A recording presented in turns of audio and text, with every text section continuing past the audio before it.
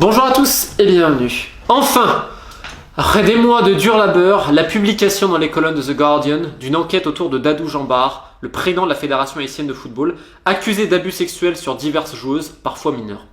Alors c'est un travail de longue haleine que j'ai mené avec le journaliste italien Alex Sismic et Ed Aarons du Guardian.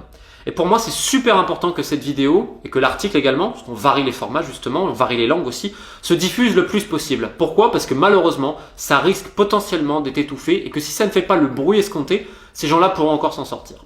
Alors The Guardian, évidemment, pour ceux qui se souviennent, c'est eux qui avaient sorti l'affaire autour de l'ancien président de la fédération afghane de football, qui abusait également sexuellement de ses joueuses, et au final, ce monsieur n'est plus là. Évidemment, pour Haïti, on va essayer d'aller plus loin parce que c'est le début d'une longue bataille, d'un long combat. Aujourd'hui, j'espère que des associations, des ONG et plein d'autres personnes diront stop et vont pouvoir agir pour les victimes et leurs familles. Je vais rappeler un petit peu les faits.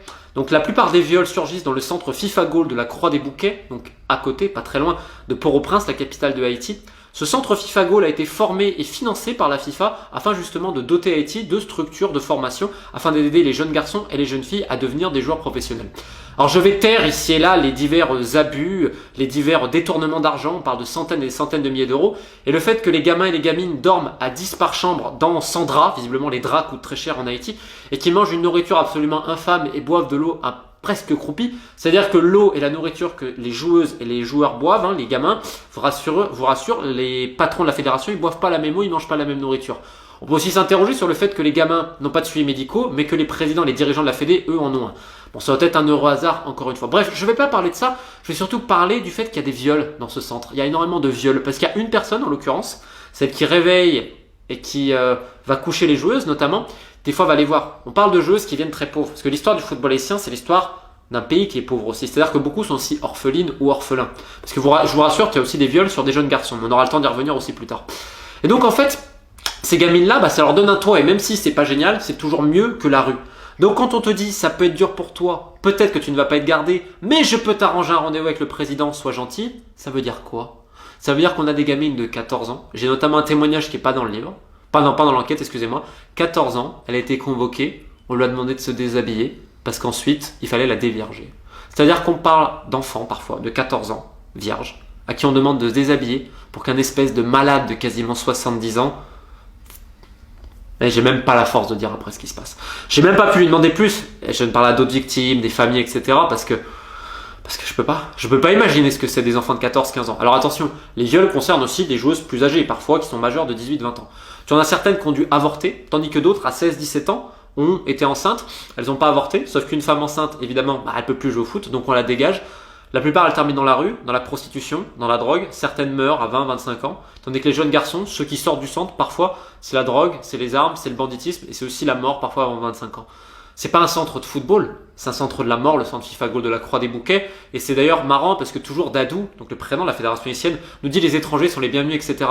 Ils sont tellement bienvenus que lors des dernières élections, en février, si je ne dis pas de bêtises, pour la présidence, des élections d'ailleurs plutôt illégales, puisqu'il n'y avait pas d'opposants et tout, j'en avais d'ailleurs largement parlé dans une première vidéo sur les mots du football haïtien.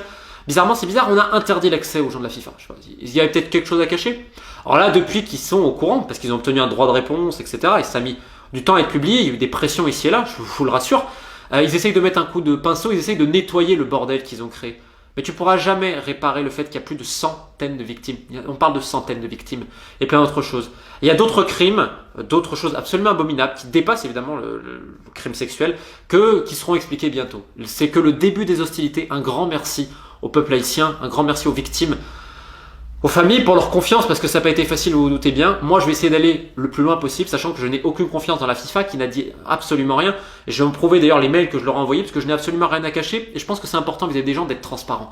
Quand la FIFA m'a officiellement demandé de l'aide pour cette affaire, de l'aide, parce que j'avais alerté la FIFPro, syndicat mondial des joueurs, à travers quelques amis, j'avais monté les dossiers des victimes, etc. La FIFPro redonne la patate chaude à la FIFA, parce que visiblement, on se chie bien dessus, parce que violer des Haïtiennes, des Sierra-Léonaises ou des Gabonaises, visiblement, ça importe pas grand monde après tout. Il y a des trucs qui m'énervent. Comme m'a dit quelqu'un, il m'a dit tu prends trop à cœur. Et je lui ai dit ça avait été ton gamin. Ah, ça avait été mon gamin, ce serait différent. Mais à quel moment l'être humain est descendu aussi bas pour dire en gros c'est mon gamin, ça importe, mais c'est le gamin du voisin qui se fasse enculer, c'est pas grave, à 13-14 ans? Mais à quel moment on est tombé aussi bas pour toujours fermer les yeux parce qu'on dit j'ai peur? On va avoir peur jusqu'à où? Jusqu'à où? Jusqu'à ce que ça soit nos propres gamins. Et là, quand ça va nous toucher personnellement, on va dire, c'est pas normal et on va gueuler. Mais ce sera trop tard à ce moment-là. Ce sera trop tard et c'est déjà sans doute trop tard. Mais au bout d'un moment, je sais que c'est une bataille mythique et tu coupes une tête, il y en a 7 autres qui réapparaissent, mais on va pas non plus fermer notre gueule. Je sais que la seule solution, c'est de couper toutes les têtes en même temps et que j'en ai pas la capacité, pas grand monde dans la capacité, mais c'est pas en fermant notre gueule que ça va changer quelque chose. Bref, j'y retourne. Excusez-moi de m'énerver un peu, mais ça me tient à cœur. Donc la FIFA me demande le LED, etc. J'avais mis... J'avais puisé le combat. Et donc, je dis ok, pas de problème, on peut préparer des conférences et tout. Le lendemain, une personne de la FIFA, dont je vais taire le nom, mais elle est importante, et les gens de la FIFA savent de qui il s'agit, appelle en Haïti, la fédération, notamment le secrétaire général et le président, pour leur proposer de l'aide. Je vais vous présenter un avocat suisse, etc. Donc j'ai envoyé un mail direct en disant, vous me parlez de confidence, de confiance, de confidentialité. Et le lendemain, c'est pas la faute de ces gens-là, c'est la faute d'une personne. Est en train de protéger des criminels sexuels, une personne importante. J'étais tellement énervé, donc je leur ai remis parce qu'ils m'ont relancé la FIFA, mais en aucun cas je ne peux travailler et collaborer avec la FIFA tant que cette personne sera là, parce que c'est beaucoup trop dangereux pour les victimes et leurs familles. J'ai la responsabilité de ces gens-là aujourd'hui, parce que leur dernier espoir c'était la FIFA qui les a trahis et qui a laissé faire un criminel sexuel et d'autres prédateurs sexuels en liberté depuis des années. C'est pour ça que tous les gens qui peuvent aider sur ce sujet-là, je sais pas exactement, je pense que Save the Children sera intéressé, peut-être l'UNICEF et tant d'autres, il est temps d'agir. Ces gens-là, leur place, elle n'est pas en liberté, elle est en prison. Je le répète, ils sont nombreux. Donc les investigations vont continuer et j'en ai rien à cirer des menaces d'intimidation et tout. Au bout d'un moment, je vais le redire à tout le monde, à quel moment dans l'humanité on va accepter que des enfants de 13-14 ans soient déviargés, soient violés par des prédateurs sexuels de 70 ans. Et notre quoi? Notre but c'est de fermer notre gueule et de laisser faire quand un des responsables de la FIFA essaye de les aider. Eh ben désolé, ce jour-là il n'est pas arrivé, il est temps de voir notre gueule et de faire quelque chose. Je sais que je vais pas révolutionner le monde, mais à minimum, un souci de transparence c'est bien. Et encore moi c'est que dalle, parce que moi j'ai pas été violé, moi ma vie elle est pas foutue. La vie de ces gamines elle est foutue à cause de gens comme ça. J'aimerais bien que vous réfléchissiez. Juste un truc, mettez l'image. 14 ans, votre gamine. On lui dit déshabille-toi, et l'autre il va la violer. Vous faites quoi?